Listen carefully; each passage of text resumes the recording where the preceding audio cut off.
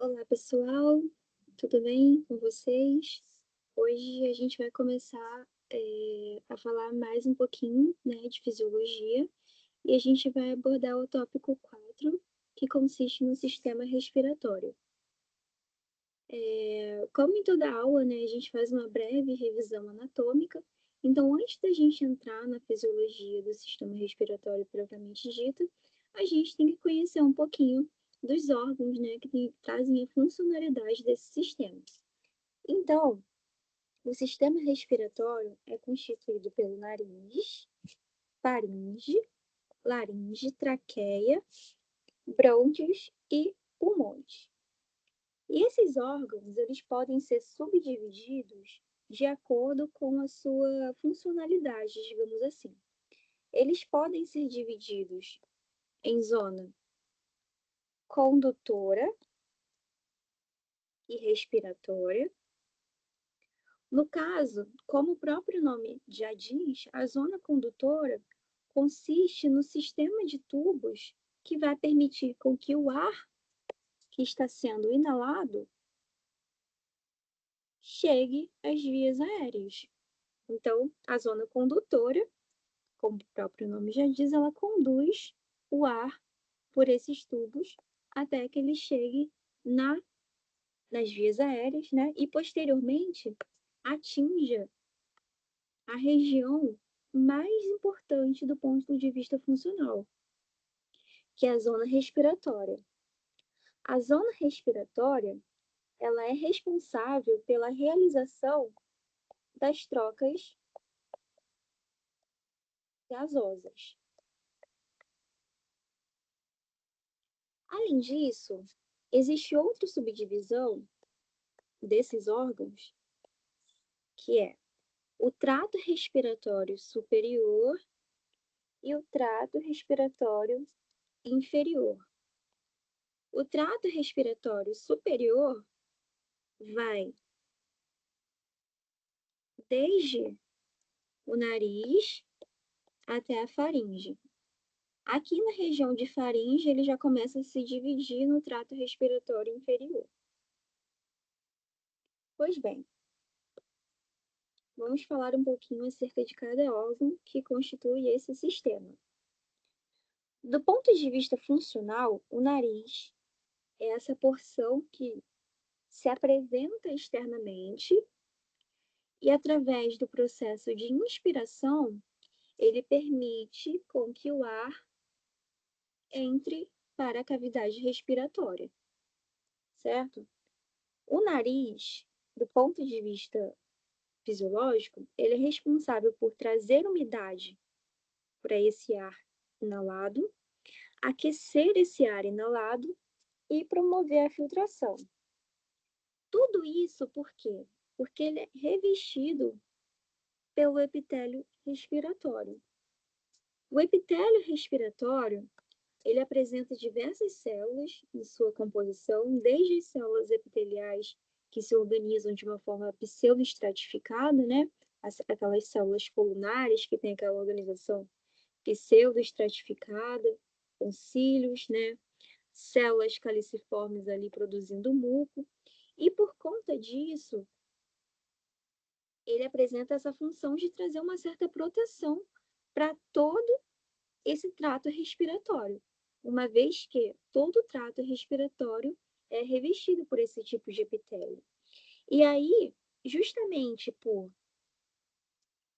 possuírem essas características celulares, como por exemplo, os cílios, eles ajudam na filtração. As células caliciformes, elas produzem muco, que auxiliam tanto na remoção de substâncias estranhas, corpos estranhos, quanto na própria umidificação do ar, bem como o aquecimento, né? Porque o ar ambiente, ele tem uma certa temperatura, mas a gente internamente possui outra temperatura. Se esse ar não estiver sendo aquecido da forma necessária, ele vai causar algum tipo de irritação, né? Uma vez que todas essas estruturas aqui são inervadas, então vai causar uma certa irritação que não vai ser favorável para o nosso organismo. Nós temos também a faringe. A faringe, ela é dividida em parte nasal, oral e laringe. A parte nasal da faringe possui os cílios, né, que são oriundos do epitélio respiratório, e esses cílios permitem a movimentação do muco. Por que isso aqui é importante? Caso algum corpo estranho seja inalado, por exemplo, uma bactéria ou um vírus,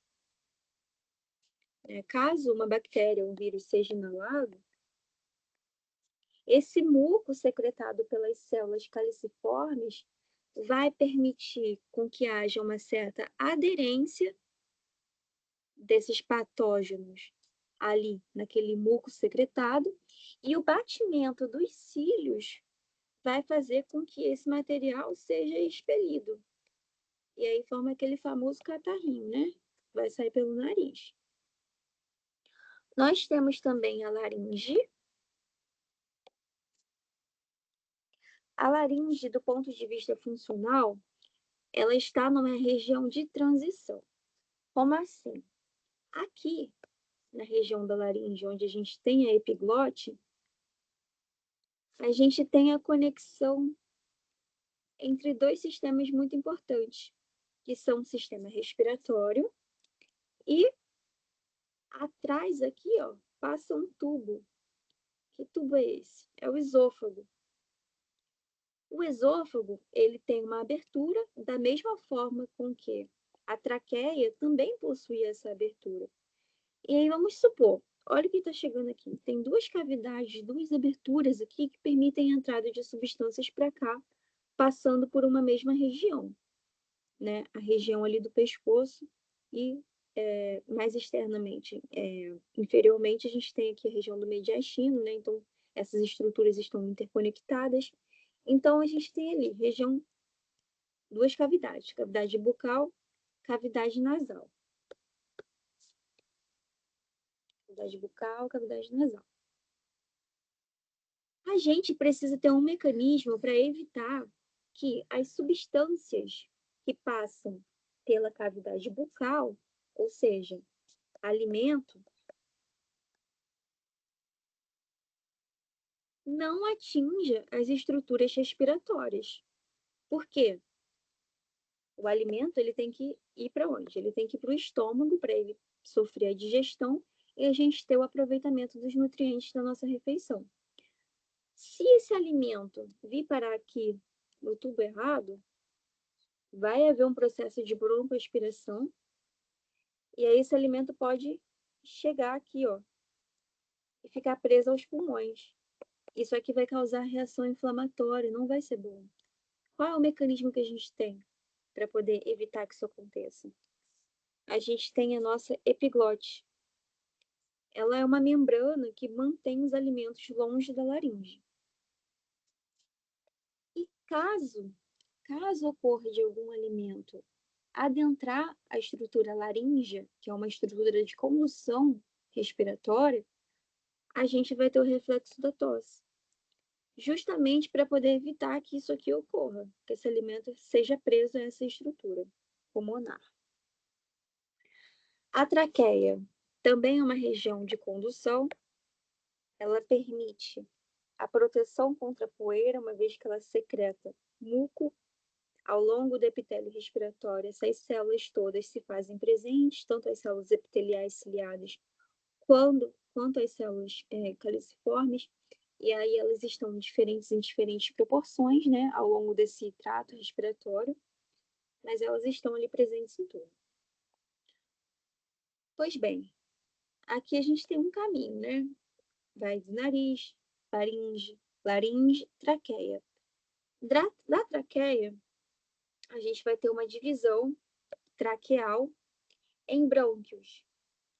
E nós temos o brônquio direito, brônquio principal direito e esquerdo. Isso acontece aqui em uma região chamada carina. Essa aqui é a região da carina.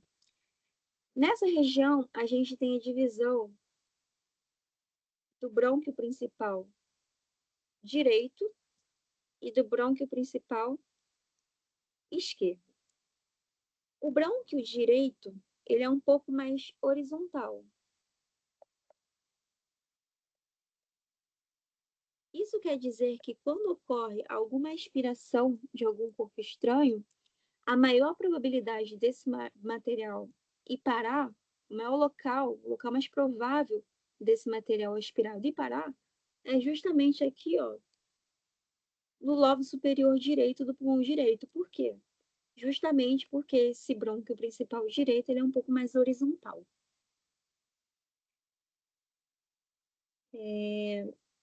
Quando esse brônquio se adentra no pulmão, ele vai sofrendo várias divisões.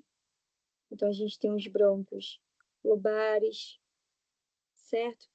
O que são os brônquios lobares? Os brônquios que vão adentrar cada lobo do pulmão. O pulmão direito, ele é dividido em 3 lobos e ele apresenta 2 fissuras, que é a fissura horizontal e uma fissura oblíqua. Já o pulmão esquerdo, ele é um pouquinho menor e apresenta só 2 lobos, que são, ele só apresenta duas estruturas lobares, certo? E ele é dividido aqui pela fissura horizontal esquerda. Por quê? Aqui a gente tem, ó, a incisura que vai permitir o encaixe do coração. E logo abaixo do pulmão, a gente tem um músculo muito importante, que é o diafragma. Ele fica nesse formato de cúpula, quando está relaxado. Então, a gente tem aqui brônquio principal direito, brônquio principal esquerdo, os brônquios segmentares que vão para cada região do pulmão, né? Dos brônquios lobares, a gente tem os brônquios segmentares, e dos brônquios segmentares a gente vai ter mais bifurcações ainda. Por quê? Como o pulmão é uma região de troca gasosa, a gente fala de transporte de substâncias entre as células. E para que as substâncias sejam transportadas entre as células, a gente tem que ter uma barreira muito fininha para que esse transporte ocorra.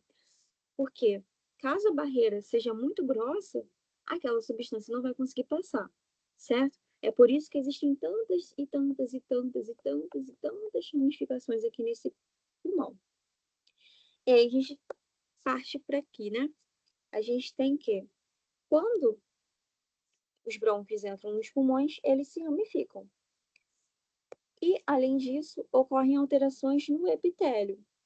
O epitélio respiratório, que era aquele epitélio onde as células eram mais colunares, né? As células eram mais colunares e pseudoestratificadas, elas vão passar para um epitélio mais cúbico simples. E ao longo desse caminho, também vai havendo a perda dos cílios e a perda das células caliciformes. Então, a gente tem uma alteração do epitélio respiratório, que passa de pseudoestratificado para cúbico simples. Além disso, na região dos bronquíolos, aquela cartilagem,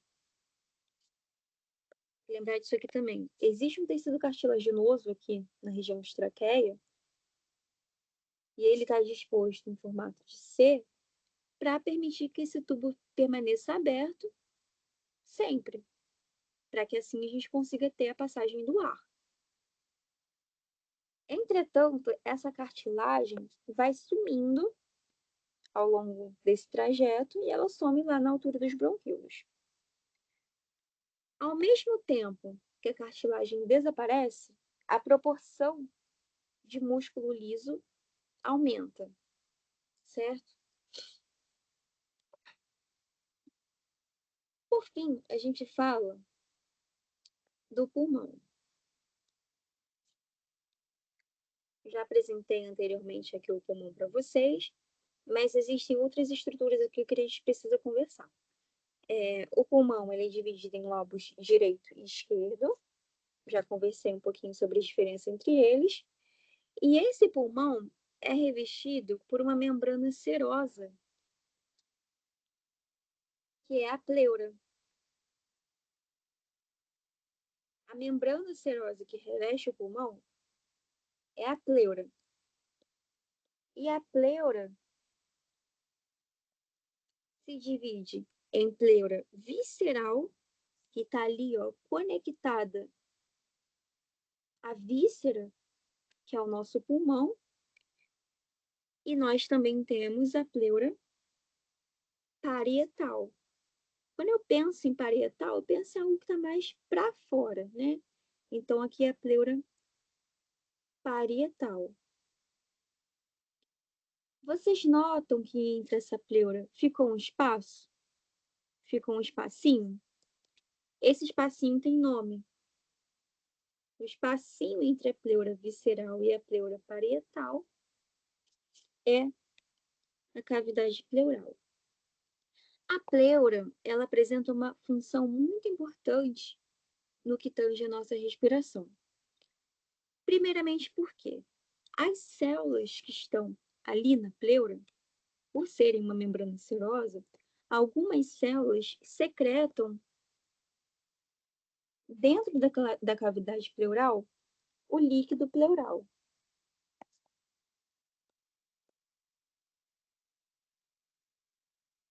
Esse líquido apresenta duas funções importantes. Durante o processo de inspiração, a gente tem que a pleura visceral ela vai ter um certo atrito com a pleura parietal. Então, esse líquido pleural dentro da cavidade pleural vai diminuir um pouco esse atrito. Outra função importante é manter tensão superficial na pleura. Na pleura. Gravem que é na pleura. Porque a gente tem contexto de tensão superficial em outro momento a gente vai ver isso. Mas nesse contexto aqui, a gente quer manter a tensão superficial. O que é tensão superficial? A tensão superficial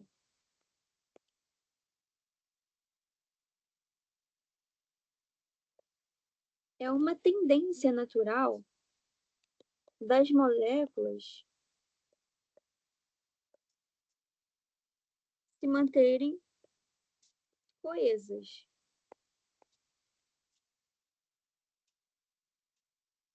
Ou seja, quando a gente pensa em algo molecular, a gente tem que lembrar, tudo nessa vida parte do ponto de vista químico. Tudo vai partir do ponto de vista químico. A química é uma coisa muito bonita que ela consegue explicar tudo. As moléculas, elas têm diferentes naturezas químicas, porque elas possuem diferentes elétrons em suas camadas de valência, né? Elas possuem diferentes números atômicos ali no seu núcleo. E por consequência disso, do ponto de vista químico, elas vão interagir de modo diferente entre si. Vamos supor que isso aqui é uma molécula. Eu vou fazer com a molécula de água, que eu acho que é mais visível. A molécula de água é uma molécula que tem um dipolo permanente, né? E aí, ela tem o oxigênio aqui em carga eletronegativa e dois hidrogênios com carga positiva. Essa diferença entre cargas vai fazer com que as moléculas de água tenham uma grande força de atração entre si. Essa força de atração entre si vai trazer uma tendência para essas moléculas se manterem bem unidas, bem coesas. E aqui não seria diferente. Não estamos falando de um líquido, o líquido pleural? O líquido pleural, perdão. O líquido pleural ele vai ter uma grande constituição de moléculas de água. E essas moléculas de água vão fazer com que exista uma grande força de atração entre as moléculas de água que estão presentes ali naquele líquido. Então, vão permitir uma alta tensão superficial dentro do líquido pleural. Do ponto de vista fisiológico, isso é importante para garantir que a pleura visceral e a pleura parietal fiquem aderidas durante todo o processo de respiração. Se você parar para pensar, essa pleura visceral, ela vai estar ali debaixo de quem? Das estruturas musculares e ósseas, não é isso? Então, durante a respiração, ela tenderia a ficar grudada nessas estruturas. Enquanto a pleura visceral, perdão, a pleura parietal, ela tenderia a ficar conectada nas estruturas que estão aqui por fora, né? Que são quem? As nossas costelinhas, né? Então, a pleura parietal, ela teria essa tendência de grudar nas nossas costelinhas, nos nossos músculos. Enquanto a pleura visceral, ela tenderia a ficar grudada no pulmão. Se a gente fosse parar para pensar, essas pleuras, elas iriam se separar, mas elas não se separam. Por quê? Justamente pela alta tensão superficial que existe ali entre o líquido pleural.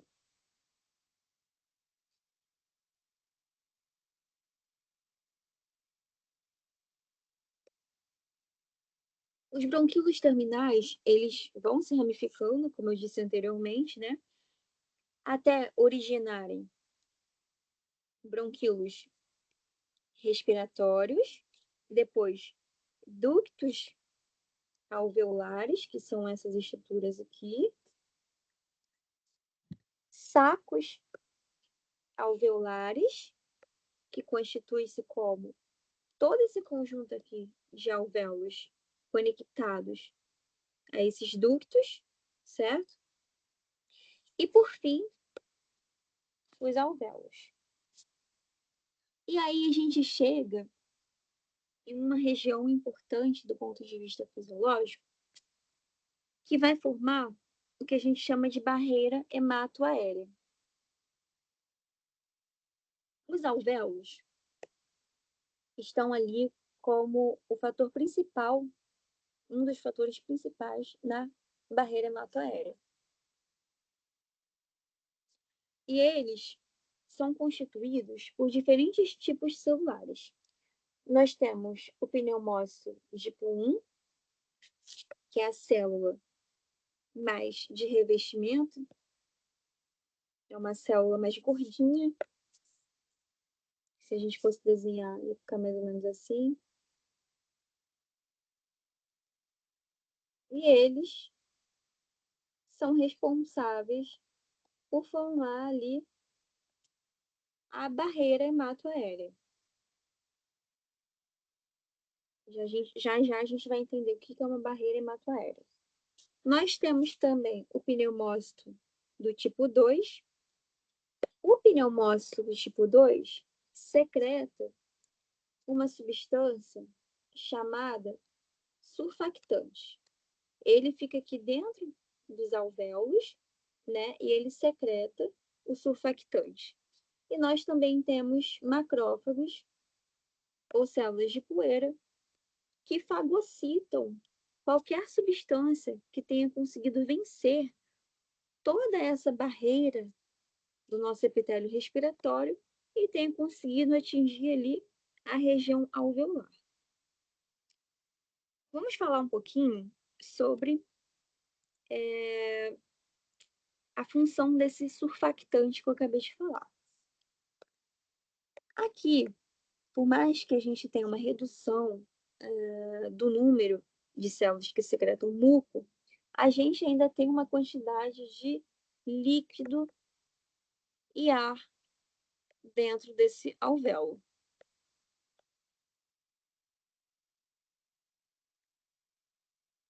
E essa quantidade de líquido e ar aumentam a tensão superficial.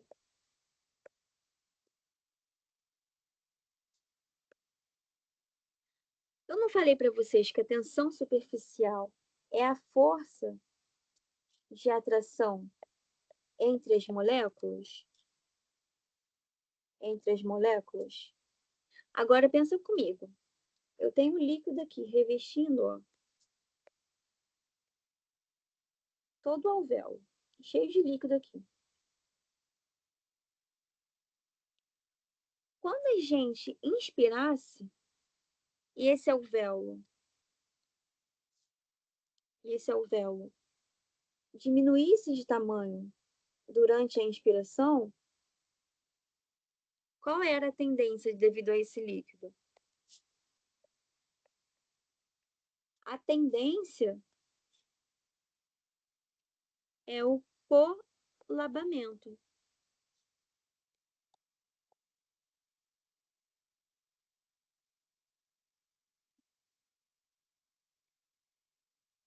Uma cola, é como se ele colasse. O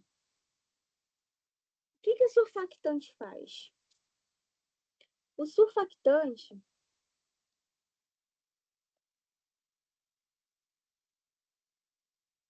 é como se fosse uma molécula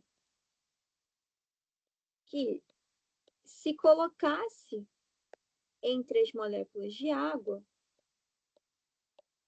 e diminuísse a força de interação entre elas. Se a gente tem uma diminuição da força, a gente tem uma diminuição da coesão. Vou fazer de outra cor. Tem uma diminuição da coesão e, consequentemente, diminui quem? Se a coesão era tensão superficial, a gente tem diminuição da tensão superficial.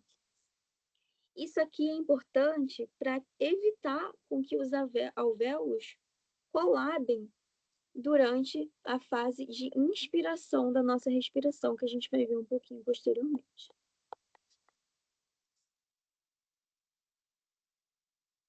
Pois bem, conhecidas as estruturas que são responsáveis por mediar as nossas funções respiratórias, a gente tem que entender que o principal objetivo do sistema respiratório é permitir a captação de oxigênio, a eliminação de O2 e agentes agressores, e, por fim, o ajuste do pH sanguíneo. Por quê?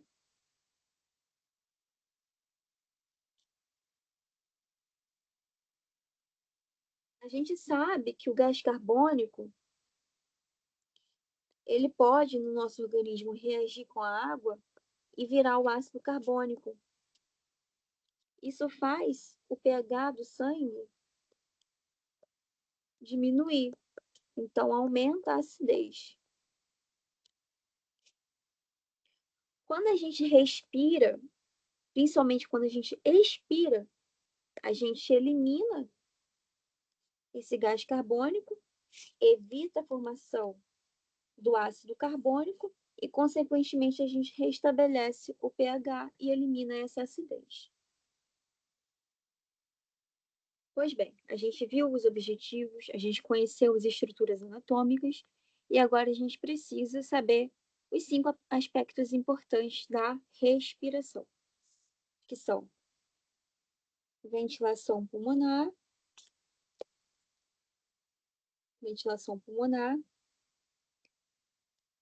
a regulação neural dessa ventilação, a difusão de gases entre as barreiras, o transporte desses gases pelo sangue e a troca desses gases entre os tecidos. A ventilação pulmonar, nada mais, nada menos, consiste no processo de respiração. E o processo de respiração é constituído pela inspiração, ou seja, quando o ar entra nos nossos pulmões, e pela expiração, que é quando o ar sai dos nossos pulmões. A respiração, ela pode ser subdividida ainda em respiração externa, que consiste na troca de gases entre os alvéolos e o sangue, perdão, aqui era sangue, tá, gente?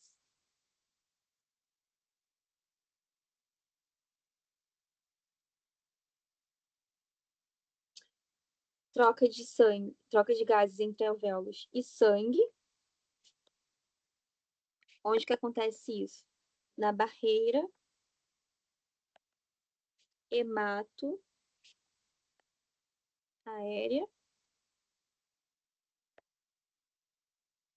E nós temos também a respiração interna, que consiste na troca dos gases entre o sangue e os tecidos.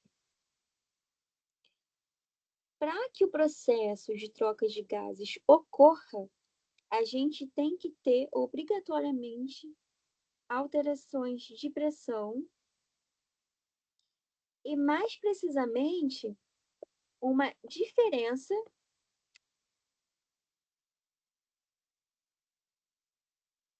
de pressão entre as estruturas envolvidas. Como assim? Para que a gente tenha garantida a nossa respiração externa, que é a troca de gases que ocorre entre os alvéolos e o sangue que chega lá no pulmão, a gente tem que ter uma diferença de pressão de gases entre essas estruturas. De modo análogo, para que a gente tenha troca gasosa entre sangue e tecidos, a gente também precisa ter essa diferença de pressão. O processo respiratório, ele vai ser influenciado pela tensão superficial dos alvéolos, pela complacência dos pulmões e pela resistência das vias aéreas. A gente vai ver um pouquinho agora em diante.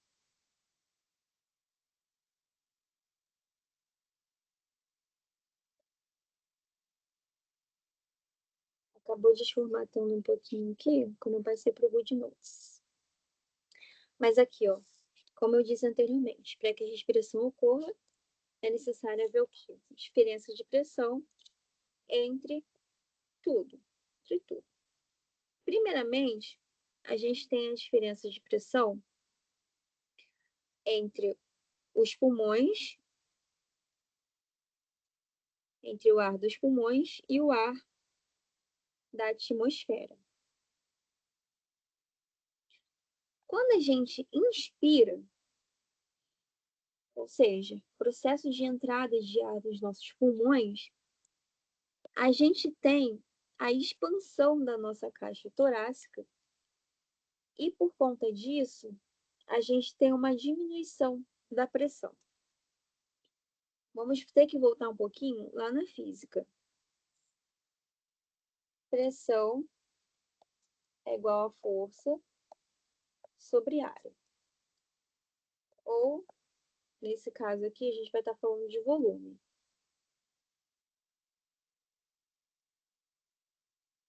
Quando a gente inspira, a gente expande a nossa caixa torácica.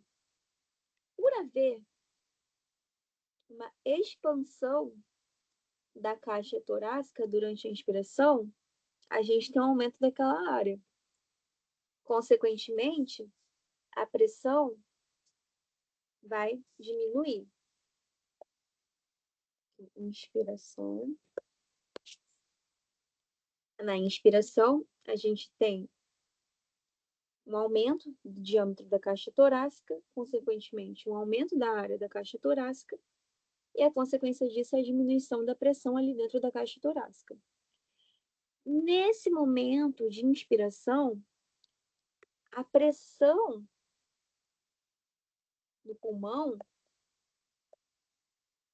vai ficar menor do que a pressão da atmosfera. O que é a atmosfera? O ar que nos circunda. A gente tem que, do ponto de vista físico, tudo tende ao equilíbrio. A gente tenta igualar. Só que aqui a gente tem uma diferença. A pressão da atmosfera está maior do que a pressão do pulmão. Como é que a gente faz para poder equilibrar isso? Tudo que está do lado de maior pressão vai para o lado de menor pressão. Nesse sentido, durante a inspiração, quando a gente tem uma diminuição da pressão dentro dos nossos pulmões, ao ponto da pressão atmosférica ser maior do que a pressão dos nossos pulmões,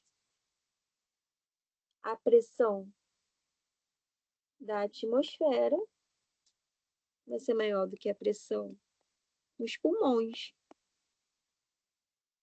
Mas tudo não vai do lado de maior pressão para o lado de menor pressão? O que vai acontecer aqui? O ar da atmosfera vai passar para os pulmões. Quem são as unidades funcionais que vão participar desse processo aqui? Alvéolos.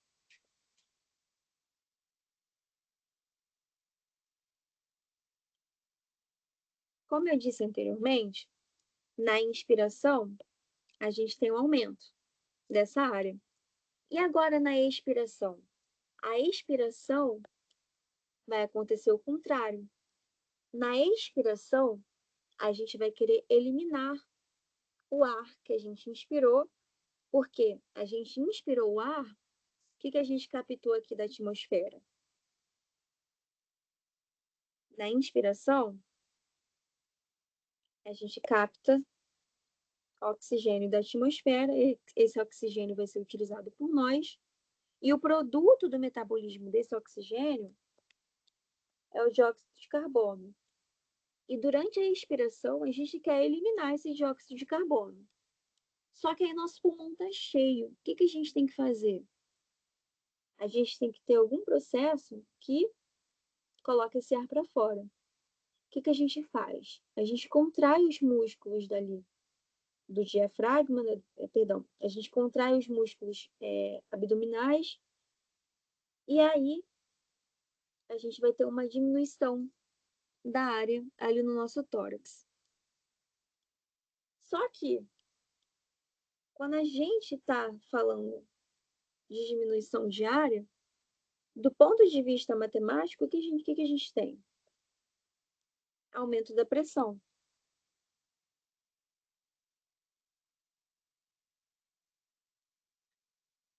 Durante a expiração, a pressão no tórax, dentro dos pulmões, ela vai aumentar. Mas por que isso acontece? A gente vai ver posteriormente ali, segundo a lei de Boyle. Mas vamos supor que eu tenha isso aqui de moléculas de carbono que gerou do meu metabolismo. Só que eu tô com isso aqui no volume desse tamanho aqui de alvéolo. Durante a expiração, eu tenho a contração de alguns músculos que vai fazer com que esse alvéolo fique pequenininho. Mas eu ainda não joguei esse ar para fora. Se eu ainda não joguei esse ar para fora, as moléculas de gás carbônico ainda estão ali dentro. Mas olha aqui, essas moléculas exercem uma força. Isso aqui é o alvéolo. Isso aqui são as moléculas. Essas moléculas exercem uma força sobre a parede dos alvéolos. Na verdade, elas exercem uma pressão sobre a parede dos alvéolos. Se eu diminuo o volume desse alvéolo durante a expiração, o que vai acontecer? Não mudei o meu número de moléculas, só que elas estão num espaço muito menor. Então, vai ter um aumento de quê? De pressão. Vou fazer aqui, ó, processo de inspiração. E agora aqui de verde, o processo de expiração. Como consequência disso, a pressão dentro dos alvéolos vai ser muito maior do que a pressão da atmosfera. Se a gente tem que tudo garante tudo visa o equilíbrio, o aumento da pressão dos alvéolos, ao ponto de se tornar maior do que a pressão atmosférica, vai fazer com que esses alvéolos tentam eliminar essa pressão. Como? Fazendo com que o ar dos alvéolos,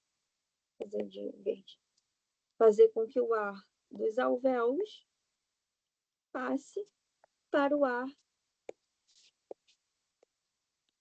da atmosfera. E aí a gente consegue eliminar tudo aquilo ali que estava preso no nosso pulmão, certo? Especialmente quem? Dióxido de carbono, tá? E aí, falando um pouco mais especificamente, dentro desse processo, a gente tem a lei de Boyle. O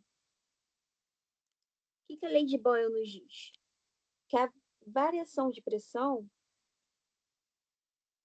é inversamente proporcional à variação de volume. E foi exatamente isso que a gente viu aqui. Não foi? Aqui está o V de volume.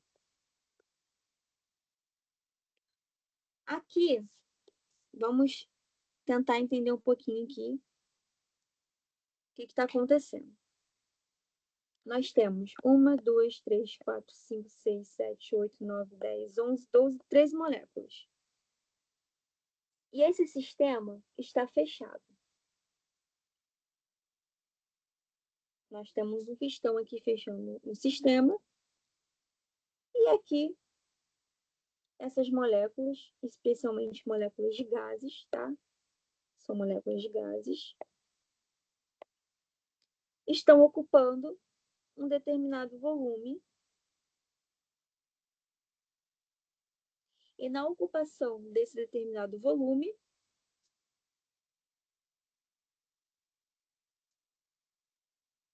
a gente tem uma pressão específica, nesse caso é de 1 atm. Quando a gente pressiona esse pistão, o que a gente fez aqui? A gente fez um processo de compressão desse gás. E quando a gente faz a compressão desse gás, a gente muda o número de moléculas? Não muda. Por quê? Porque a gente não abriu o sistema. Aqui a gente tem 1, 2, 3, 4, 5, 6, 7, 8, 9, 10, 11, 12, 13. As 13 moléculas ainda estão aqui. Eu mudei alguma coisa? Não, porque a gente está falando de um sistema fechado por esse pistão. Mas eu reduzi o volume. Olha o que aconteceu com a pressão. Quando a gente reduz o volume em 2 vezes, ou seja, quando a gente diminui esse volume pela metade, a gente tem também um aumento da pressão em 4 vezes. É isso que a lei de Boyle nos diz. Se a gente teve um aumento de pressão, a gente vai ter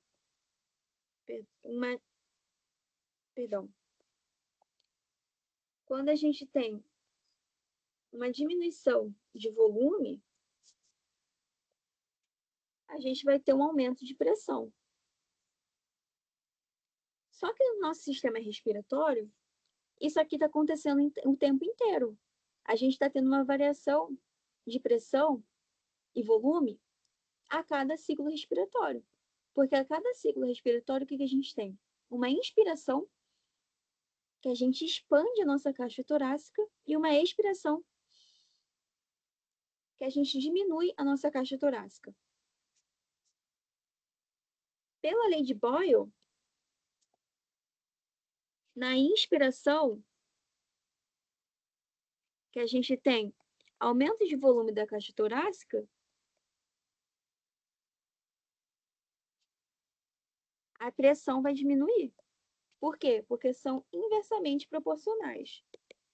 Essa unidade aqui está errada, gente. Eu esqueci da matemática. Vou botar um igual aqui. De modo análogo, na expiração, a gente tem contração dali de estruturas presentes no nosso tórax, a gente tem uma diminuição do volume do nosso tórax e, consequentemente, um aumento da pressão dentro do tórax. E onde que isso aqui vai se situar? Diferença com a pressão atmosférica. E aí vai tender a fazer o ciclo, ó, que foi ressaltado aqui.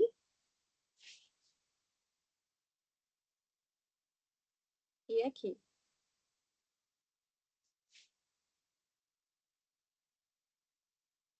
Então, basicamente é isso. A lei de Boyle nos diz que a variação de volume é inversamente proporcional à variação de pressão. Se eu tenho uma diminuição de 50% no volume dos meus alvéolos, eu vou ter um aumento de 50% na pressão ali dos meus alvéolos. De forma semelhante, se eu tiver um aumento do volume ali nos meus alvéolos, eu vou ter uma diminuição da pressão alveolar. E é isso que vai favorecer a diferença de pressão ao quê? Essa variação da pressão interna, acho que é importante anotar isso. A variação da pressão interna dos alvéolos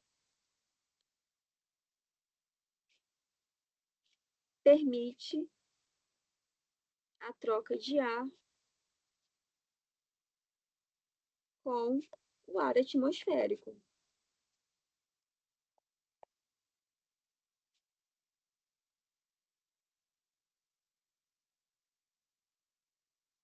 Quem são os responsáveis por garantir esse processo?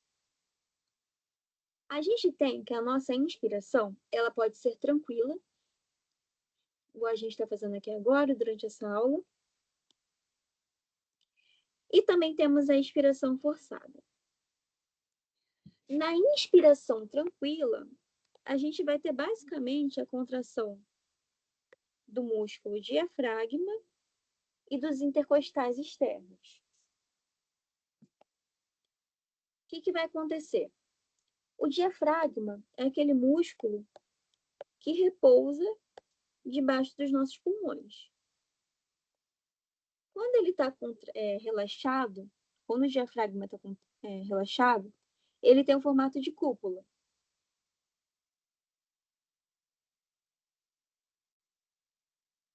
E o que a gente tem aqui?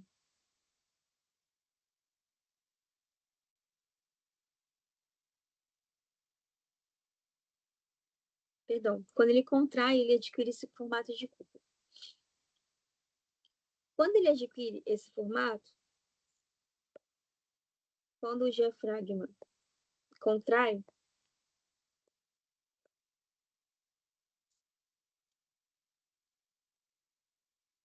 ocorre expansão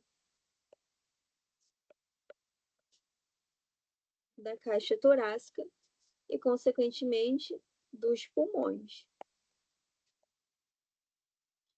Se os pulmões expandem, o alvéolo também expande. O que vai acontecer aqui? A pressão do alvéolo vai atingir 758 milímetros de mercúrio. Quando a pressão desse alvéolo atinge esse valor, fica menor do que a pressão atmosférica.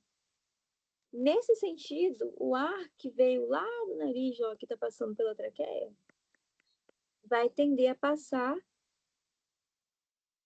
para os alvéolos, porque tudo vai do que está de maior pressão para o lado de menor pressão, para atingir o quê? O equilíbrio, certo?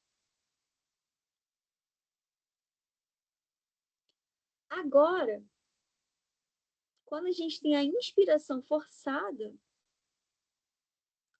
a gente tem ainda um efeito adicional nessa expansão, certo? E aí, essa velocidade de passagem vai aumentar cada vez mais. E nós temos o processo de expiração. De forma semelhante, a expiração pode ser tranquila, que consiste somente no relaxamento do diafragma, é um processo passivo. Tem ninguém contraindo aqui. E temos também a expiração forçada, com participação dos intercostais internos e dos músculos abdominais. É quando a gente força tanto a respiração que aí, ó, expiração forçada, expiração em geral. Quando a gente tem a expiração, o alvéolo que estava desse tamanho, o que a gente vai ter aqui? O diafragma ele vai voltar para o lugar dele. Quando o diafragma volta para o lugar dele, o que a gente fez aqui com o diâmetro da caixa torácica? A gente diminuiu o volume do pulmão. Se eu diminuo, então, tem um relaxamento diafragmático e vai ter o quê? Diminuição do volume pulmonar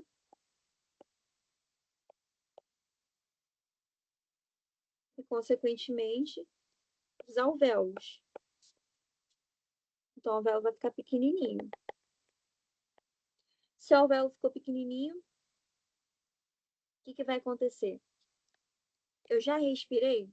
Já expirei esse ar? Não. O número de moléculas ali está o mesmo. O número de moléculas ali está o mesmo, o que eu vou ter? Aumento da pressão alveolar, ao ponto de ultrapassar a pressão atmosférica. Nesse sentido, o ar vai passar dos alvéolos para a atmosfera e vai ser eliminado.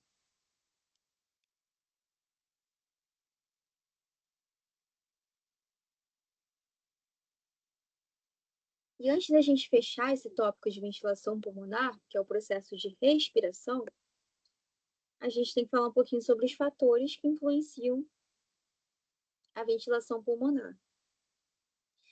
Primeiramente, nós temos a tensão superficial nos alvéolos.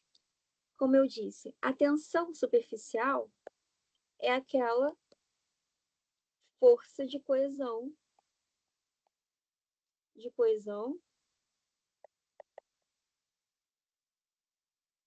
que tem ali presente naturalmente nos líquidos, que tem ali presente naturalmente naquele líquido que reveste o alvéolo. Esse líquido que reveste o alvéolo tem uma alta tensão superficial. Mas aqui a gente tem quem? As células, os pneumócitos do tipo 2, que secretam o surfactante. Como eu disse lá atrás, o surfactante são moléculas, né, de fosfolipídios e lipoproteínas que vão se interpor a esse líquido ali que está preenchendo o alvéolo e diminuir as forças coesivas. Diminuindo essas forças coesivas, eu evito que esse alvéolo se colabe durante. Nossa, essa palavra saiu aqui do nada, né? Mas é o covalamento dos alvéolos durante a expiração. Algumas condições podem causar uma redução da síntese desses surfactantes, como a síndrome de angústia respiratória, especialmente a do neonato. A síndrome de angústia respiratória é uma condição que o bebezinho não vai produzir surfactante. O que vai acontecer? Durante a expiração, o alvéolo dele, ao invés de manter parcialmente aberto por conta da presença do surfactante, esse alvéolo vai se fechar. Se ele se fechar, mesmo que haja outro processo de inspiração com a entrada de ar ali naquele alvéolo, esse alvéolo vai permanecer grudado. Então, vai aumentar muito o quê? O esforço respiratório desse bebezinho. Outra coisa também que afeta a ventilação pulmonar é a complacência. A complacência, eu penso, assim, pode ser definida dessa forma, como esforço necessário para distender os pulmões. Uma alta complacência quer dizer que o pulmão ele expande muito bem. Por exemplo, quem respira bem, tem a capacidade respiratória preservada, não tem nenhum problema ali de contração muscular, né, dos músculos envolvidos na expiração, ou não tem nenhum processo fibrótico acontecendo ali no pulmão, essa pessoa tem uma alta complacência. Agora, condições como tuberculose e enfisema diminuem a complacência. Por quê?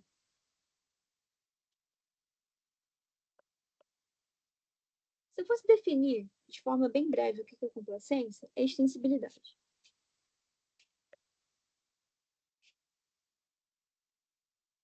Se um pulmão tem alta complacência, é porque ele expande bem, ele está funcionando bem. Agora, se ele tem baixa complacência, ele não está funcionando bem. O enfisema e a tuberculose induzem uma fibrose ali no tecido pulmonar. Por conta dessa fibrose, esse pulmão fica rígido. Agora pensa comigo. Vamos supor, a gente tem bexiga de festa, né? Bexiga de festa. Quando a gente compra ela novinha e a gente tenta encher ela, a gente consegue encher bem ela. Por quê? Porque aquele tecido ali está mantendo a elasticidade. Agora, quando a bexiga está ficando velha, já repararam que ela fica dura? Que ela fica dura ao ponto de você não conseguir encher aquele balão? É basicamente isso. A fibrose, ela vai diminuir essa capacidade de extensibilidade pulmonar, justamente porque ela vai formar um tecido rígido, vai reduzir a quantidade de fibras elásticas ali no pulmão, e aquele pulmão não vai conseguir expandir da forma que ele deveria expandir. Por fim, o último fator que afeta a ventilação pulmonar é a resistência das vias aéreas. Quando a gente pensa em resistência, é igual a gente pensa em sangue e pressão arterial. Resistência ao quê? É dificuldade.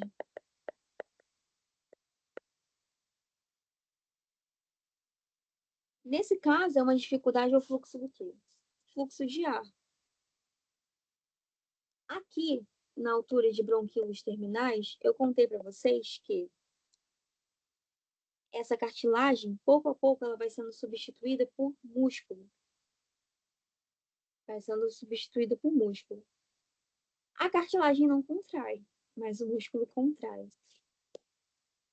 E aí a gente tem um diâmetro muscular ali. Vamos supor que a gente pegou essa porção mais terminal aqui, onde a cartilagem deu origem a músculo, e a gente fez um corte aqui, um corte transversal. Olhando aqui esse músculo ao corte transversal, a gente tem que o ar ele vai ter que passar aqui por dentro. Algumas condições fazem com que essa musculatura contraia. E se eu contraio essa musculatura, eu aumento a dificuldade para o ar passar.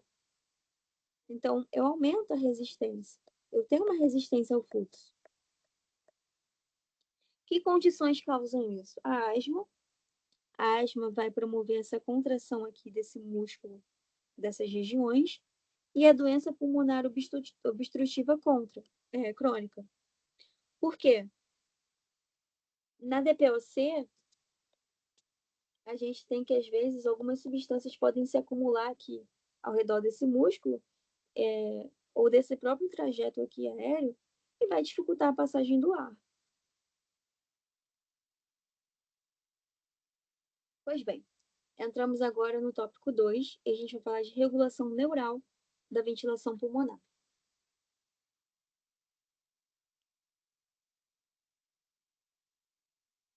No nosso corpo, nada acontece ao acaso. A gente tem uma estrutura muito importante que controla tudo, que é o nosso cérebro, o nosso encéfalo. E a gente, vocês provavelmente vão estudar isso com mais profundidade lá no terceiro período, que a gente vê a neuro, mas é importante a gente conhecer essa regulação nervosa. Por quê? Tudo é coordenado. Tudo que está acontecendo na periferia, a gente tem aqui o nosso sistema nervoso central, nossa região de medula. A partir daqui vão surgir glândulos e nervos, que vão dar origem ao sistema nervoso periférico, que vai inervar os nossos membros, nossos músculos abdominais. Mas tudo o que acontece? O sistema nervoso periférico leva mensagens da nossa periferia para o nosso sistema nervoso, central. Essa mensagem vai fazer com que o sistema nervoso central elabore uma resposta de acordo com as demandas do sistema nervoso periférico. E aí o sistema nervoso periférico vai responder. Basicamente, no sistema nervoso periférico, nós temos o que a gente chama de receptores. Eles sentem o que está acontecendo na periferia do nosso corpo, mandam essa mensagem lá para o nosso sistema nervoso central e o sistema nervoso central elabora uma resposta. Essa resposta, geralmente, pode ser o quê? Contração de algum músculo. Ou relaxamento. Depende muito do que a gente está falando e do contexto que a gente está falando. Mas, em geral, o sistema nervoso central vai gerar uma resposta de acordo com a demanda imposta pelo sistema nervoso periférico. No caso da nossa respiração, lá no sistema nervoso central, quem é que elabora essa resposta? Nosso centro respiratório bulbar e o grupo respiratório contínuo. Aqui, nessa região aqui mais externa, nós temos o cérebro, aqui o corpo caloso, e aqui a gente tem outras estruturas, que são o mesencéfalo, a ponte e o bulbo. O nosso controle respiratório vem da ponte e do bulbo. Lá no bulbo, nós temos dois complexos neuronais. Esses complexos neuronais, eles recebem a informação que é trazida da periferia, passa lá pelas respostas integradoras do nosso cérebro, e essas respostas integradoras vão mandar uma mensagem para o grupo dos neurônios, que são o grupo respiratório dorsal e o grupo respiratório ventral. Grupo respiratório dorsal, GRD, grupo respiratório ventral, GRV. O grupo respiratório dorsal vai controlar os músculos da respiração, especialmente os músculos da inspiração.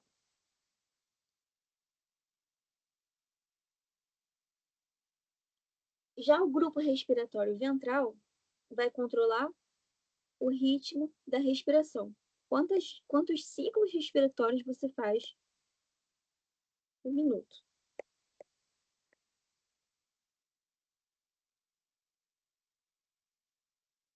E a gente tem também o grupo respiratório que está lá na ponte. grupo respiratório contínuo.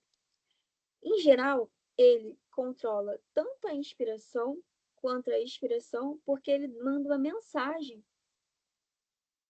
para cá, para o bulbo, ativando ou GRD ou GRV, ou inibindo ambos, certo?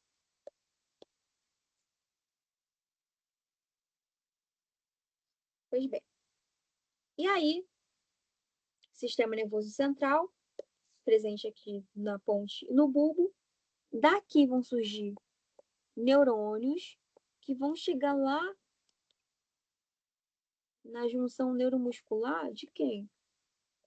Dos músculos da respiração. Especialmente quem? O cara que comanda tudo. Diafragma. Mas quem? Intercostais externos. Certo? Controlam os... E esses músculos estão envolvidos aonde?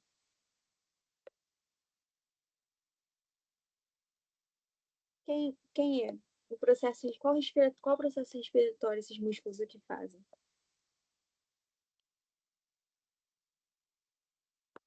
Repouso, né? Na verdade, é inspiração e repouso.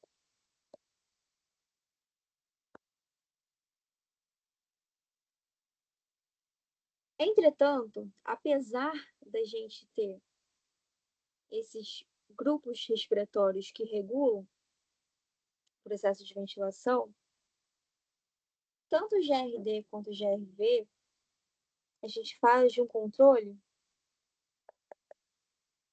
autônomo. Porque, graças a Deus, você não precisa pensar em respirar, né? Você está aqui respirando naturalmente, você está assistindo essa aula, você está aqui respirando naturalmente, você não está pensando em respirar.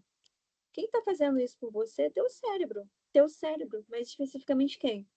Centro respiratório bulbar, centro respiratório contínuo. Entretanto, a gente também tem uma influência cortical da nossa respiração. O cérebro da gente, assim como todo órgão, ele vai ser dividido em córtex e medula. O córtex cerebral é essa porção mais externa. E é nessa porção mais externa que estão os corpos celulares dos neurônios, e aqui eles vão emitir axônios que vão mandar informações para outros lugares. O córtex processa a informação da sua respiração. E é por isso que, se você quiser controlar a sua respiração, você consegue. Quando que isso aqui é útil? Auxílio da ansiedade, né?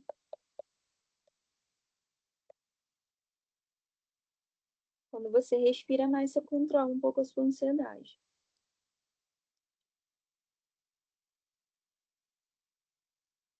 Mas isso aqui, vou até fazer de cor mais azulzinho. É o controle voluntário. Quando a gente fala de controle involuntário, daqueles centros pontinhos que a gente falou anteriormente, são coisas que a gente não controla.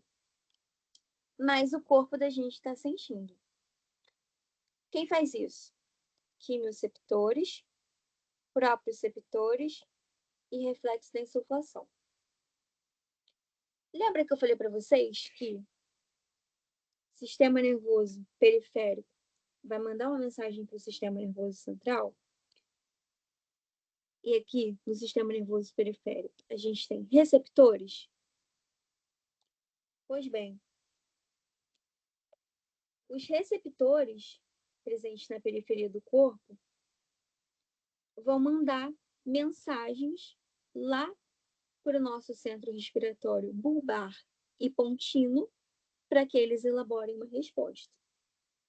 Desses receptores, nós temos, em primeiro plano, os quimioceptores ou quimiorreceptores. Os quimiorreceptores podem ser centrais e periféricos.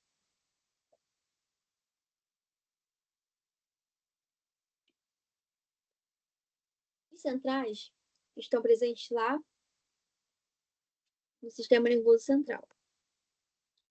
E os periféricos, os receptores, os quimioreceptores periféricos, estão presentes no glomo carótico, que se conecta ao nervo glossofaríngeo, e o glomo paraórtico, que se conecta ao nervo vago.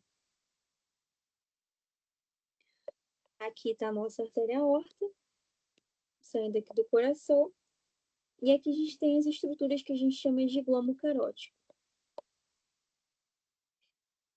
Da artéria aorta, nós temos as bifurcações, troncocefálico, artérias carótidas, e aqui nós temos os glomos caróticos. Esses glomos caróticos percebem variação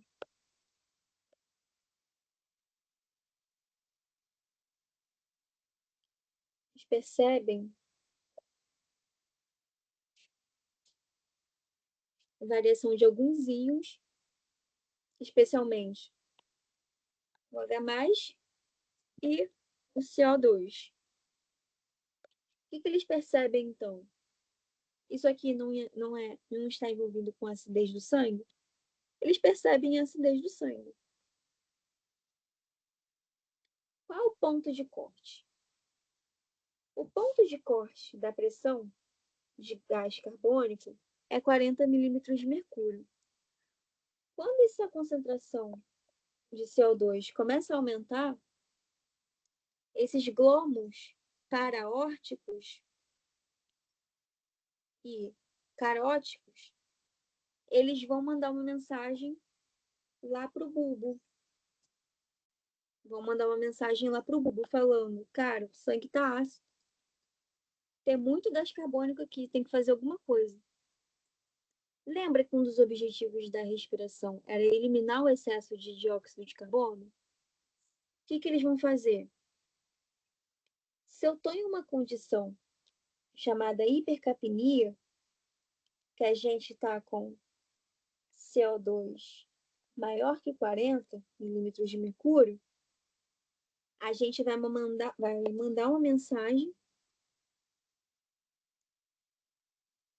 lá para o bulbo, e o bulbo vai ativar o grupo respiratório dorsal. O que eles vão fazer? Aumentar a ventilação. Para quê?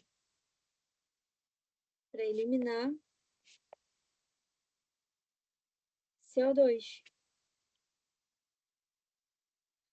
Agora, se eu estou numa condição que isso aqui está muito menor que 40, na verdade é menor do que isso, tá? Só que eu não lembro o ponto de corte. Eu vou até apagar isso aqui. Mas se eu estou numa condição de baixa quantidade de CO2 ao ponto de alterar a acidez, de uma forma que a gente não quer que altere, a gente diminui a atividade do centro respiratório. Então, a hipocapnia, ela vai inibir o grupo respiratório dorsal. Além dos quimioreceptores, que percebem as alterações de pH e das concentrações de dióxido de carbono, nós também temos proprioceptores. Esses proprioceptores estão presentes nas fibras musculares esqueléticas.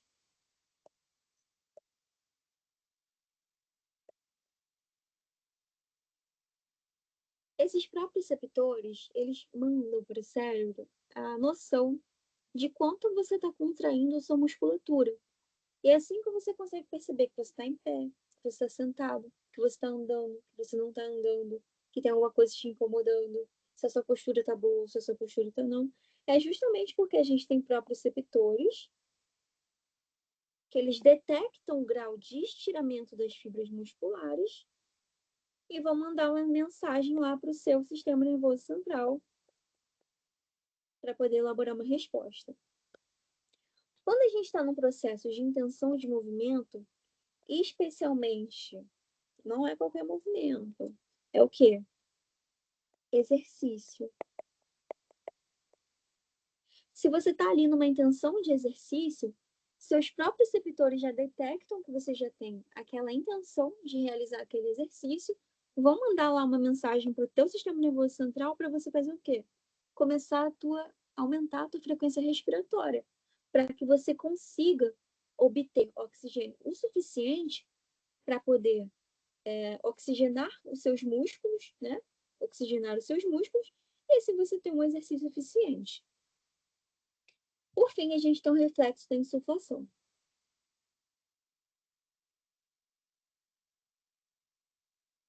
Quando o pulmão está insuflado, ou seja, o pulmão está cheio, aqui não é aderência, é aferência. Não sei porquê, eu acho que é porque quando eu vou fazer uma aula, eu acho que vai corrigindo sozinho. Aí vai formando essas palavras aqui que eu não queria que estivessem aqui. É a aferência. Quando o pulmão está insuflado, a gente tem uma aferência vagal, ou seja, quem faz isso é o nervo vago. E ele manda uma mensagem para o teu cérebro que teu pulmão está cheio de ar. Se teu pulmão está cheio de ar, eu não preciso contrair os músculos da inspiração. Então, o que eu vou fazer? Inibir o grupo respiratório dorsal. Agora, quando eu estou no processo de expiração, o estiramento diminui e aí eu tenho uma ativação do grupo respiratório dorsal que vai promover a contração dos músculos inspiratórios. Quem? Diafragma e intercostais externos.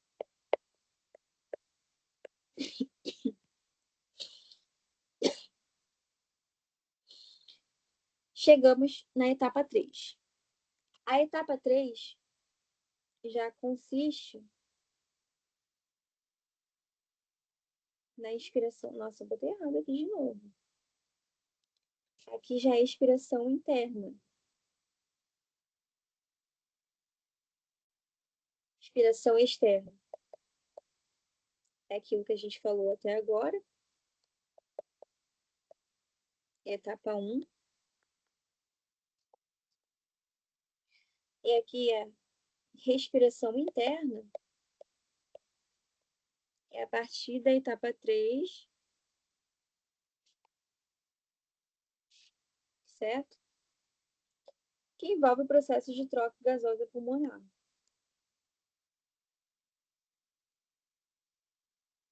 Da mesma forma que a gente precisa de diferenças de pressões para que o ar da atmosfera atinja os pulmões e para que o ar dos alvéolos vá para a atmosfera, a gente também precisa de diferenças de pressão para ter o processo de difusão. O que é o processo de difusão? O processo de difusão envolve o transporte dos gases. O processo de difusão é o transporte dos gases. Aonde?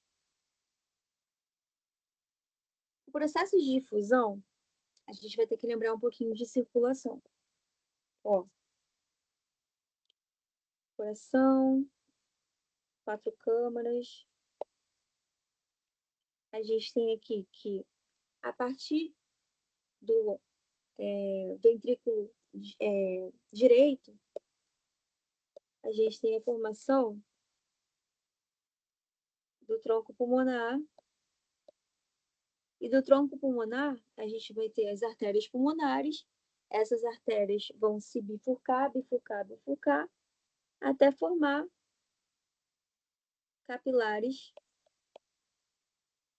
pulmonares. O sangue que chega a partir do átrio direito, ele vem da veia cava superior, vem da veia cava inferior e vem do seio coronário. E esse sangue é um sangue que veio a partir de processos metabólicos. Qual é a característica desse sangue? Baixa pressão parcial de oxigênio, por quê? O oxigênio eu já mandei para os músculos, para todo mundo, para as minhas células. Elas já usaram esse oxigênio. E como o produto do metabolismo desse oxigênio, a gente produziu o dióxido de carbono. Então, a gente tem uma alta pressão parcial de dióxido de carbono. Entre aspas, a gente fala que isso aqui é um sangue venoso, mas não é o termo correto. É um sangue que tem baixa pressão de oxigênio e alta pressão parcial de dióxido de carbono. E ele chega aqui. Chega no átrio direito, passa para o ventrículo direito, do ventrículo direito ele vai para o tronco pulmonar, passa pelas artérias pulmonares, e das artérias pulmonares ele vai chegar aqui nos capilares pulmonares.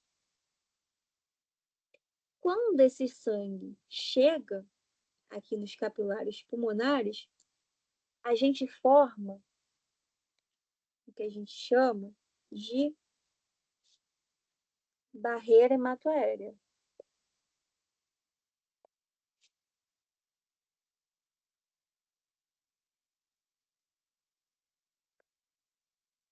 Essa barreira hematoaérea é composta por todos esses itens aqui. Todos esses itens aqui que a gente vai olhar um pouquinho. E o que acontece?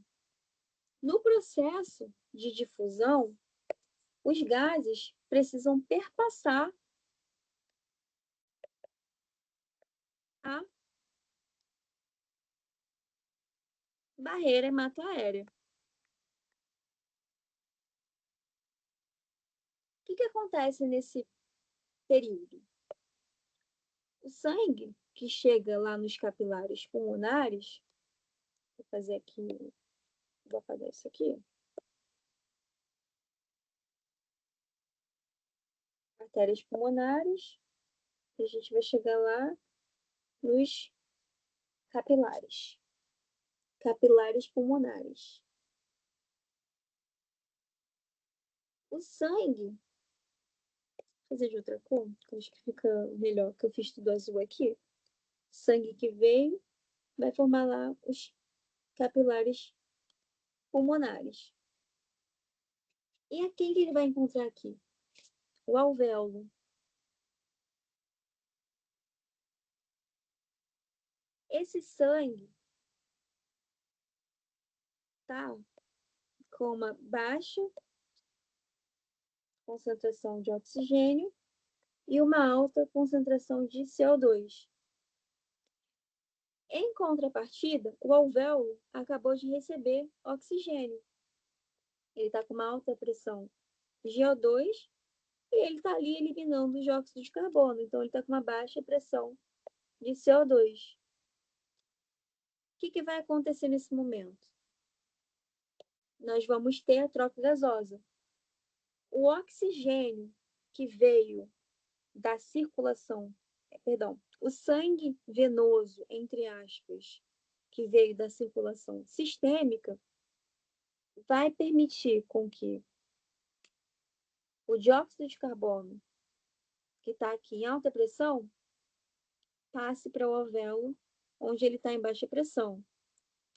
Em contrapartida, o alvéolo, que está com uma alta pressão de oxigênio, vai permitir passagem do sangue, vai permitir passagem do oxigênio para esse sangue. A consequência é que a gente vai ter aquele negócio que é a transição. Esses capilares pulmonares, eles vão dar origem às vênulas pulmonares, que posteriormente vão dar origem às veias pulmonares. O sangue que perpassa ali as veias pulmonares já sofreu troca gasosa. Então, ele vai ter um aumento na concentração de oxigênio, uma baixa uma baixa concentração de CO2, e aqui inverteu o que acontece no alvéolo, né? o meu alvéolo acabou ficando como? Com baixo O2 e alto CO2. Nesse momento, essa alta pressão de CO2 vai promover a expiração desse ar.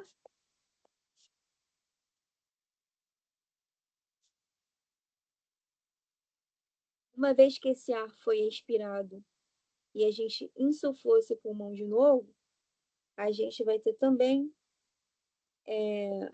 como consequência dessa baixa pressão de oxigênio, a entrada de novo de ar ali nos pulmões, certo?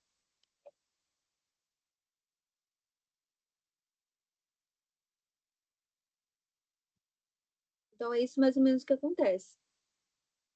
A gente tem um processo inicial de difusão do oxigênio do alvéolo para o sangue e difusão do gás carbônico do sangue para o alvéolo. E, posteriormente, esse gás carbônico vai ser eliminado pela expiração. Quem são os componentes da barreira hematoaérea? Nós temos uma camada de líquido que reveste o alvéolo e contém surfactante. Nós temos o epitélio alveolar. Esse epitélio alveolar está aderido a uma membrana basal do epitélio. Nós temos o epitélio intersticial, que está entre o tecido alveolar e o tecido sanguíneo. E nós temos a membrana basal do capilar e a membrana endotelial capilar. E aqui está representado nessa figura.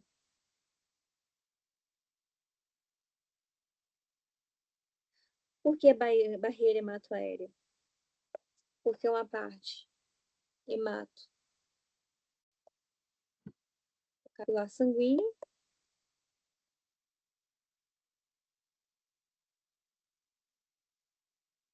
e aérea, porque vem do ar, está lá o seu pneumócito, né? Que é a célula que permite a difusão. Então, vamos lá. Aqui está o nosso pneumócito tipo 1, aquela célula fininha. Aqui é como se fosse o interior do alvéolo. Se a gente fosse representar, é isso aqui, ó. O alvéolo. Entre o alvéolo, nessa região, se a gente fizesse um corte aqui, a gente teria essa paredinha aqui. Aí, quem está dentro do alvéolo? Não tem pneumócito 2, que secreta surfactante? Então, aqui, ó. Dentro do alvéolo tem o surfactante. Dentro do alvéolo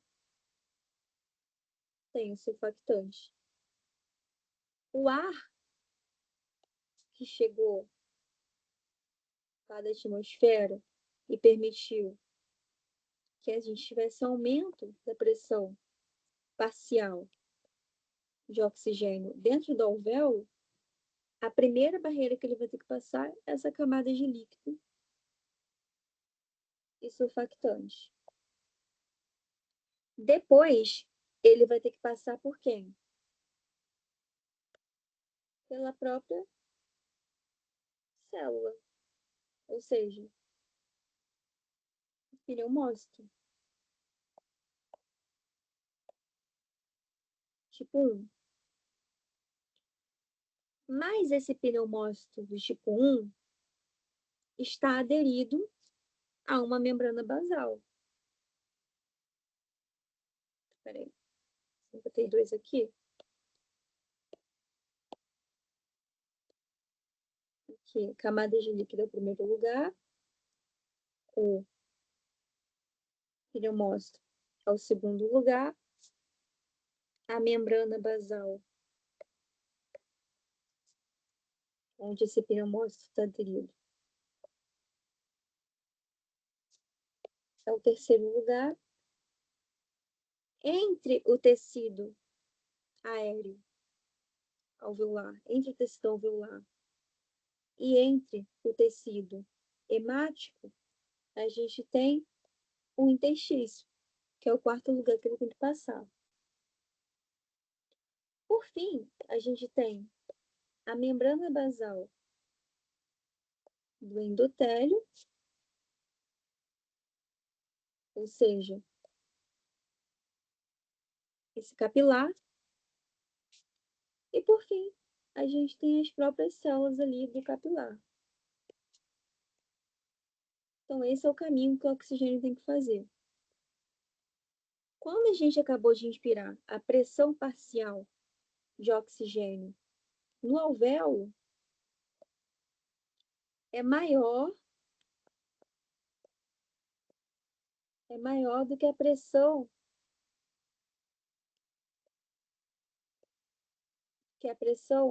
parcial de oxigênio no capilar. Por quê? Porque esse sangue acabou de vir de onde? Processo metabólico, né? Ele está com baixa pressão de oxigênio. Dessa forma, ocorre a difusão do oxigênio para o capilar. Em contrapartida, esse sangue que acabou de vir de lá dos processos metabólicos, passou ali pelo teu tronco pulmonar, chegou no pulmão, está cheio de dióxido de carbono. Então, o dióxido de carbono vai se difundir para o alvéolo e depois vai ser eliminado pela respiração, pela expiração. Mas vocês estão vendo aqui uma estrutura, né? Essa estrutura aqui é a hemácia.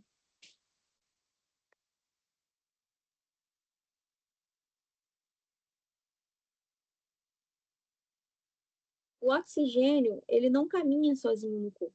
Ele está sempre ligado à molécula de hemoglobina presente na hemácia. O oxigênio está sempre ligado a quem? A hemoglobina.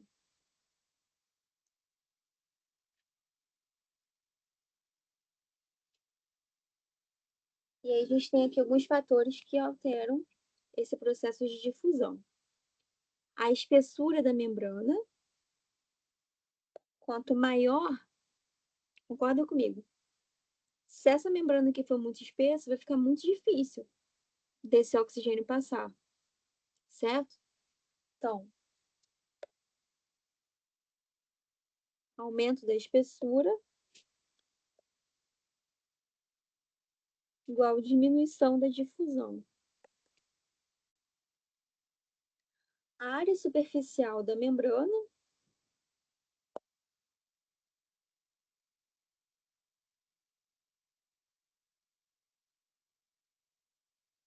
quanto maior a área de superfície, melhor essa troca. Coeficiente de difusão do gás na membrana. Isso quer dizer que tem a ver com a solubilidade do gás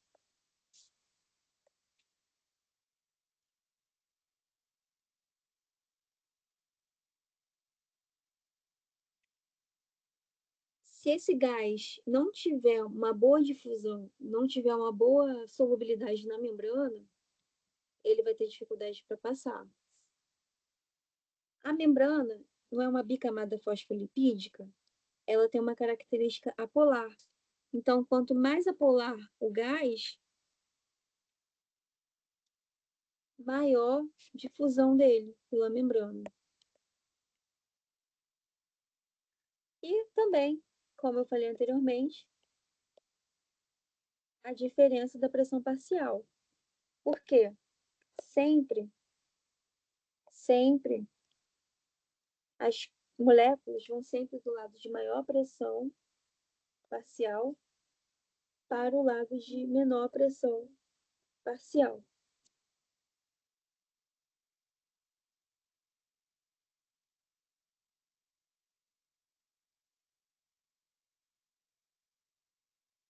E aí a gente tem que o sangue saiu, ó, lá do capilar. A gente teve aqui a região de troca gasosa, na nossa barreira hematoaérea. O que aconteceu aqui? O oxigênio lá do alvéolo chegou aqui no nosso sangue e ele foi para onde? Saiu do pulmão, pelas artérias pulmonares, chegou onde? Ventrículo esquerdo, perdão, átrio esquerdo, ventrículo esquerdo. Do ventrículo esquerdo ele vai ser ejetado para onde? Pela aorta. O sangue, com a maior pressão de oxigênio, vai atingir a artéria aorta e, consequentemente, vai chegar à grande circulação. Da grande circulação, a gente vai ter a divisão dessas artérias em artérias menores, atingindo todo o nosso organismo, até chegar aos capilares, onde ocorre a troca tecidual. Nesse caso, ocorre o inverso daquilo que acontece no coração, no pulmão, perdão. O sangue que chega de lá, o sangue que chega a partir da grande circulação, ele tem uma alta pressão parcial de oxigênio. Porém, as células estão com muito oxigênio? Não, porque elas apresentam um alto consumo de oxigênio. Elas têm uma baixa pressão parcial de oxigênio, justamente por conta do seu consumo de oxigênio. Como tudo vai sempre do lugar de maior pressão parcial para o lugar de menor pressão parcial, a gente tem que o oxigênio oriundo ali da grande circulação, ele vai se difundir aqui para as células. Em contrapartida, as células têm uma alta pressão parcial de dióxido de carbono, justamente pelo processo metabólico. Enquanto esse sangue que acabou de vir aqui, ele tem uma baixa pressão parcial, inicialmente, de dióxido de carbono. Dessa forma, como tudo vai do lado de maior pressão para o lado de menor pressão, o dióxido de carbono vai se difundir aqui dos capilares sistêmicos para chegar ali e formar as nossas veias. Das veias vão chegar onde? No coração, né? E a gente tem um reinicio do ciclo. Reinício do ciclo.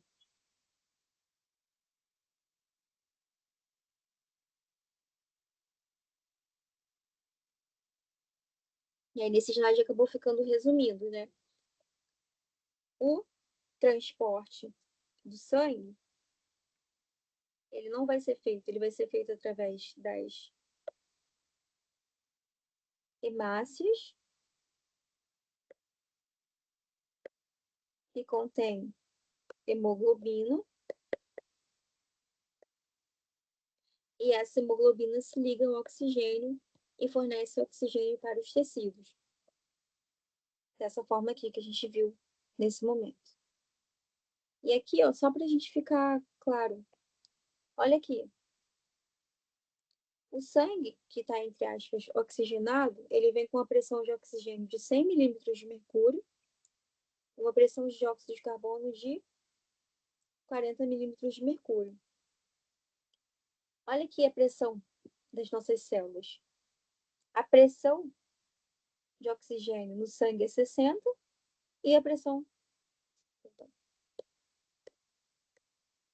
de oxigênio no sangue é 100 e a pressão de oxigênio nas células é 40. Existe uma diferença de pressão de 60 milímetros de mercúrio. Então, favorece com que o sangue saia favorece com que esse oxigênio saia das hemácias presentes no sangue e se difunda para os tecidos. De forma semelhante, olha aqui a pressão de oxigênio, de gás carbônico nas células. Está maior do que a pressão de dióxido de carbono no sangue que veio de lá do coração. Então, favorece essa troca para cá. E aí tem uma troca, né? O sangue com baixa concentração de oxigênio, ele vai voltar com essa pressão aqui, igual a gente tinha nas nossas células. Esse slide aqui é só para resumir um pouco do que eu falei anteriormente. E uma vez que o sangue sofre a troca ali na região de barreira hematoaérea, ele vai ser transportado pelas hemácias. E existem alguns fatores que favorecem essa troca tecidual. Que fatores são esses? Esses fatores que estão aqui nesses gráficos representam a afinidade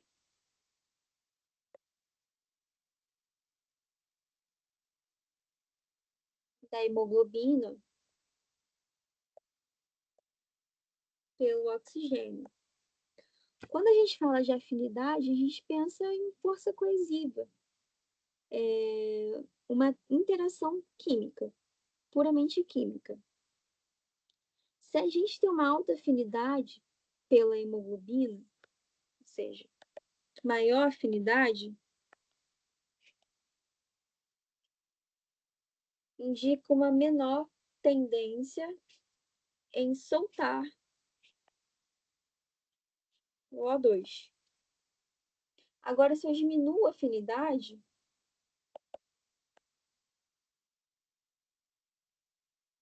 eu solto mais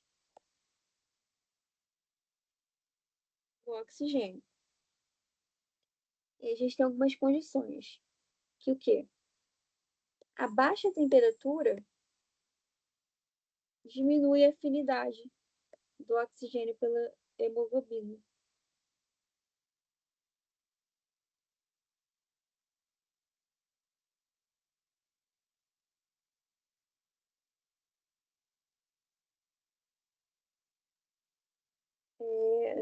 Isso aqui, ó. Esse aqui que eu queria entrar.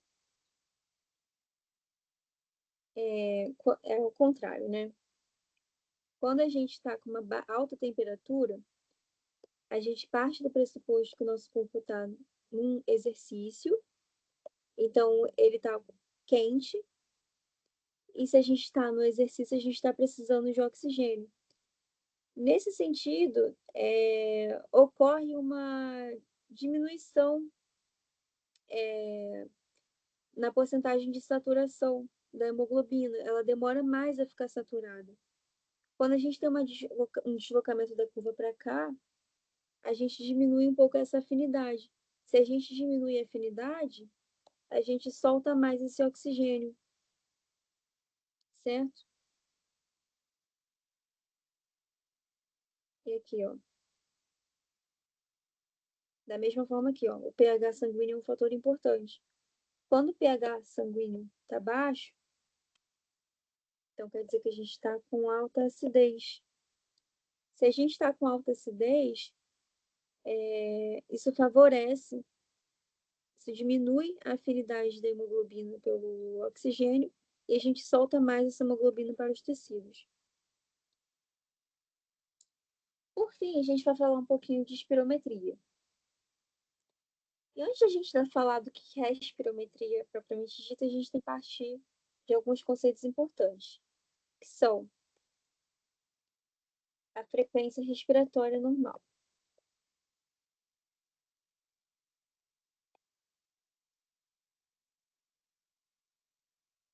A nossa frequência respiratória normal varia de 12 a 20 incursões por minuto. É essa a quantidade de vezes que a gente faz esse ciclo respiratório por minuto. E a partir da frequência respiratória, a gente consegue calcular a ventilação minuto, que consiste no volume de ar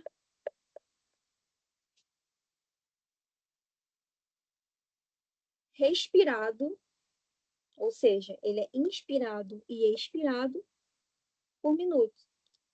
E a espirometria é uma técnica que permite a gente calcular esses volumes.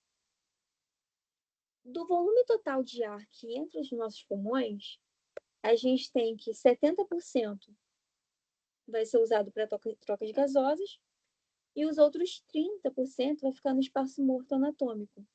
Eles ficam presos ali nas vias de condução, eles não saem ali por mais que a gente respire, certo? Mesmo que a gente tenha a nossa expiração, justamente pela ação de forças coesivas, por exemplo, tensões superficiais, esse ar fica retido ali no pulmão. E a partir da técnica de espirometria, a gente consegue determinar os volumes e as capacidades pulmonares, ou seja, os volumes que estão envolvidos tanto na inspiração quanto na expiração, e como esses volumes se unem para poder formar as capacidades pulmonares. A gente tem aqui os volumes pulmonares, que são o volume corrente. O volume corrente é aquele volume de ar que entra no nosso pulmão através de uma inspiração tranquila ou sai do nosso pulmão através de uma expiração tranquila, e ele tem um volume de 500 ml. É esse volume aqui. O volume de reserva inspiratório, olha o nome, inspiração, é aquele volume extra de ar que a gente consegue inspirar por meio de uma inspiração profunda. Nos homens, esse volume extra é de 3.100 ml. Nós temos também o volume de reserva expiratório, que é o ar extra que a gente consegue eliminar dos pulmões através de uma expiração forçada. E, por fim, a gente tem o volume residual, que é o volume de ar que permanece nos pulmões, mesmo que a gente realize uma expiração forçada. Por mais que a gente expire, ele vai continuar ali nos nossos pulmões, justamente pela pressão intrapleural que não permite que esse ar saia. Esses volumes pulmonares são somados entre si para fornecer as capacidades pulmonares. Nós temos 4 volumes e também temos 4 capacidades.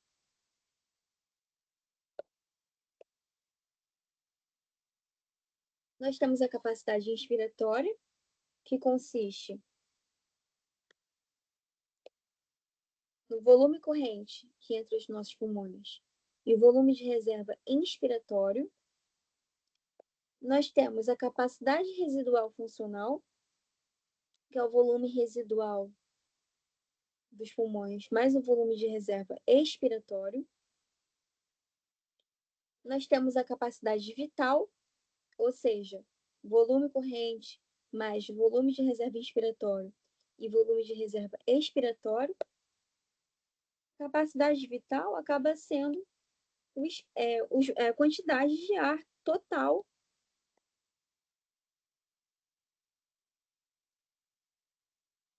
que entra e sai dos pulmões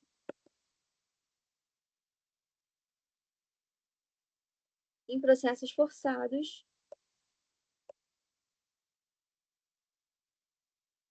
de inspiração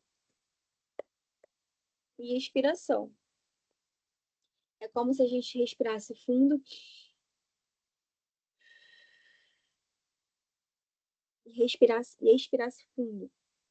E por fim, a gente tem a capacidade pulmonar total, que é justamente a soma de todos os volumes, incluindo o volume residual. E aqui está isso aqui expresso de forma gráfica. Eu espero que essa aula tenha ajudado vocês. Qualquer dúvida, eu estou à disposição para responder.